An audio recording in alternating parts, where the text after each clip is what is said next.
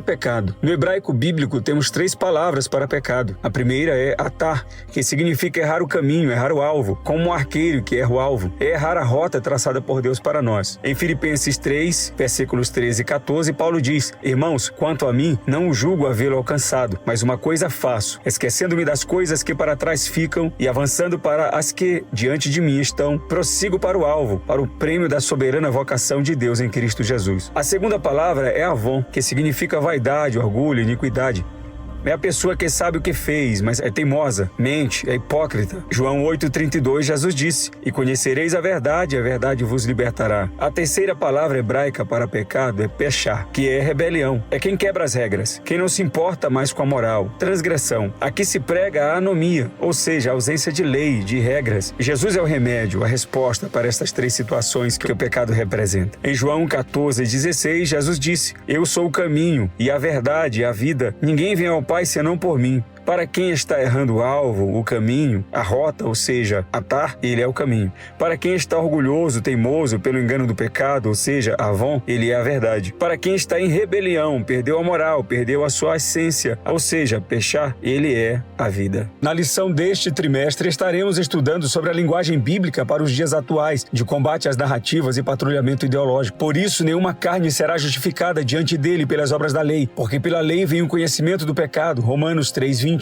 O pecado de Adão arruinou toda a humanidade. Contudo, Jesus Cristo pode regenerar eficazmente o pecador. A doutrina bíblica do pecado é contrária às ideologias modernas que exaltam o homem como intrinsecamente bom. Quando essa doutrina é distorcida, isso afeta também o campo moral. Fenômenos éticos distantes do cristianismo bíblico podem ser encontrados em movimentos autodenominados cristãos, como igrejas que apoiam casamentos abertos e práticas sexuais entre solteiros. Quando pessoas influentes defendem que a Bíblia precisa ser atualizada diante dos desafios de gênero, isso significa que esses cristãos abandonaram a visão bíblica do pecado. Nesse sentido, não há vontade de sustentar uma verdade bíblica tão difícil para o mundo moderno. O homem é pecador por natureza e, portanto, deve se arrepender de seus pecados. Se enfraquecermos a doutrina bíblica do pecado, acabamos aceitando tudo que a Bíblia diz ser pecado. A queda no Éden transmitiu à humanidade uma inclinação ao erro no coração humano. Por isso, a regeneração é a única forma possível de desfazer as consequências do pecado. E a natureza humana só pode ser transformada pela obra de Cristo. No entanto, por influência de teologias modernas, a doutrina do pecado tem sido distorcida e enfraquecida. Esse processo abriu as portas para a normalização do pecado em muitos lugares chamados de cristãos. Nesta lição, vamos estudar o perigo dessas teologias para a ortodoxia cristã. Número 1. O ensino bíblico da natureza pecaminosa. A doutrina bíblica da natureza pecaminosa ensina que o pecado é a transgressão da lei de Deus, envolve rebelião e desobediência contra ele. O pecado afasta o homem de Deus e leva-o a pecar contra o próximo e a se omitir em fazer o bem. A condição de pecado só pode ser expelida através do novo nascimento em Cristo Jesus. O pecado é universal. Tem sido transmitido a toda a raça humana desde a queda de Adão. Todos os seres humanos nascem em pecado e estão sujeitos à escravidão do pecado e à condenação da morte. No entanto, a natureza humana pode ser regenerada pela fé em Cristo. A corrupção total é o estado de corrupção mental, moral e espiritual da natureza humana, resultado do pecado. Essa corrupção impede o homem de tomar a iniciativa na regeneração e ele só pode ser libertado do pecado através do convencimento do Espírito Santo. O livre-arbítrio precisa ser divinamente restaurado e a libertação do pecado é concedida gratuitamente pela graça de Deus, não por esforço humano. Em resumo, a doutrina bíblica do pecado ensina que todos os seres humanos nascem em pecado,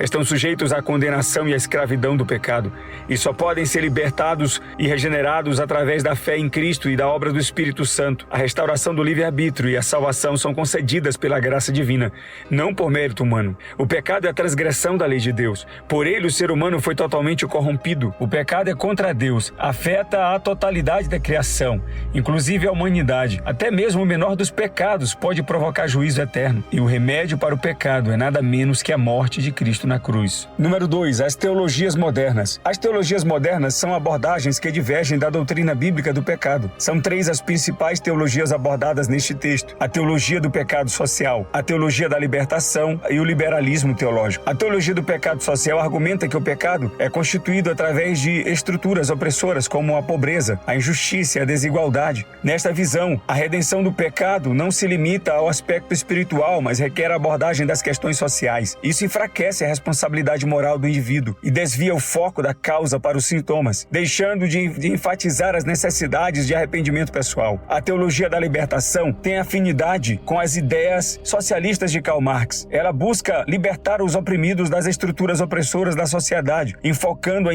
indignação social em vez das doutrinas bíblicas para libertar o homem do pecado. A partir disso, surgem teologias emancipatórias de gênero, sexualidade e raça. Essas influências reduzem a fé cristã a uma militância política, socialista e marxista, colocando as questões sociais acima dos valores morais do reino de Deus. O liberalismo teológico coloca a razão acima da revelação divina, questiona a inspiração, a inerrância, a infalibilidade das escrituras, considera os milagres e o sobrenatural como mitologias e reinterpreta e ressignifica as doutrinas da fé. Nessa abordagem, a mensagem da salvação baseada em arrependimento, confissão de pecados e mudança de caráter é substituída por uma visão progressista que enfatiza a transformação social através do paradigma do marxismo. O pecado é revitalizado, o ecumenismo religioso é promovido e toda a experiência espiritual é considerada válida. Essas teologias modernas representam uma oposição às doutrinas bíblicas tradicionais, que se fundamentam na revelação das Escrituras, desviam o foco do arrependimento pessoal, da responsabilidade moral e da salvação através de Cristo e colocam questões sociais, políticas e filosóficas no centro da teologia. A teologia do pecado social, da libertação e o liberalismo teológico derivam da deturpação da doutrina bíblica do pecado. Número 3. A normalização do pecado. A normalização do pecado é um fenômeno decorrente da crise ética e moral na sociedade. Valores distorcidos e relativizados levam a uma falha de caráter e a uma sociedade moralmente desajustada. Nesse contexto, questões progressistas que violam a ética e a moral bíblica são normalizadas, como a imoralidade sexual, o aborto e o uso de drogas ilícitas. A deturpação da doutrina do pecado facilita o avanço da imoralidade sexual. A liberdade de decisão sobre o corpo é defendida, resultando na banalização do sexo pré-conjugal e extraconjugal e na rejeição da doutrina da castidade. Isso leva ao relaxamento moral, à disseminação da ideologia de gênero e à erotização da infância, promovendo a luxúria e a licenciosidade. A dessacralização da vida é outra consequência da normalização do pecado. As Escrituras ensinam que a vida humana é sagrada e inviolável, tendo origem divina. No entanto, ideologias que desprezam a sacralidade e a dignidade humana ganham espaço. A autonomia sobre o próprio corpo é reivindicada sem as devidas limitações éticas e morais. Isso leva à justificação do uso de drogas, prostituição, aborto, suicídio e eutanásia. O corpo que deveria ser um templo do Espírito Santo é profanado e a vontade do Criador é desafiada. Essa normalização do pecado representa uma inversão dos valores éticos e morais estabelecidos nas Escrituras. O ensino bíblico sobre o pecado e a santidade e a valorização da vida humana é substituído por uma mentalidade secular que promove a indulgência nos desejos pessoais em detrimento da obediência a Deus. Quando se normaliza o pecado, sobra uma crise ética e moral, bem como a dessacralização da vida. A relativização do pecado, limitando a resolução de questões sociais, o exclusivismo moral, negligenciando causas sociais, não refletem a fé cristã. Embora a igreja não deva ser apolítica e insensível às desigualdades sociais, o mal principal a ser combatido é o pecado inerente à natureza humana. Quando uma pessoa é regenerada pela fé em Cristo, ela repudia as injustiças contra o próximo. A igreja atuante é aquela que continua lutando na terra contra a influência da natureza pecaminosa, o mundo, o diabo, o pecado e a morte. Tenha uma boa aula e Deus o abençoe.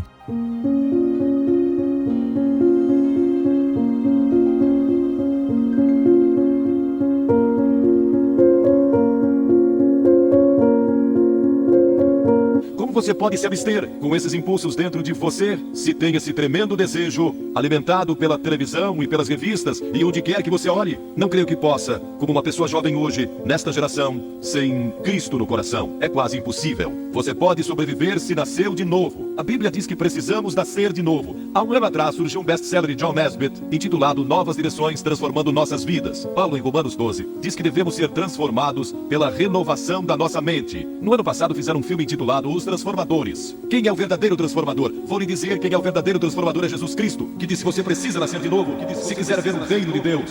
Você já nasceu de novo? Tem certeza disso? Está seguro? Cristo vive em seu coração para lhe dar poder e força para resistir às tentações desta hora. Ele nos transforma quando nascemos de novo, não pela religião. Tenha um relacionamento com Cristo.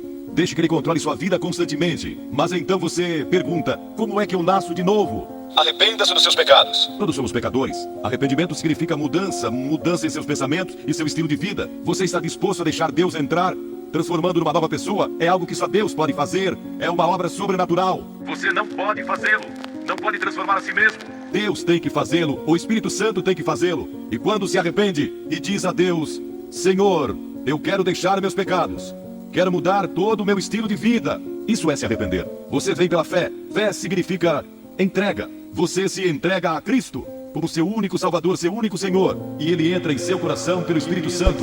E Ele lhe dá um poder que você normalmente não teria. Um poder para resistir às tentações. Poder para produzir o fruto do Espírito e verdadeiro amor, alegria e paz em seu coração. Seu passado pode ser perdoado. Ele perdoará você, se você deixar. Ele morreu por você, verteu seu sangue por você e foi pendurado na cruz. E puseram pregos em suas mãos e uma coroa de espinhos na cabeça. E o sangue jorrou das feridas. E ele clamou: Deus meu, por que me desamparaste? E curvou sua cabeça e disse: está consumado. O caminho da salvação agora está completo.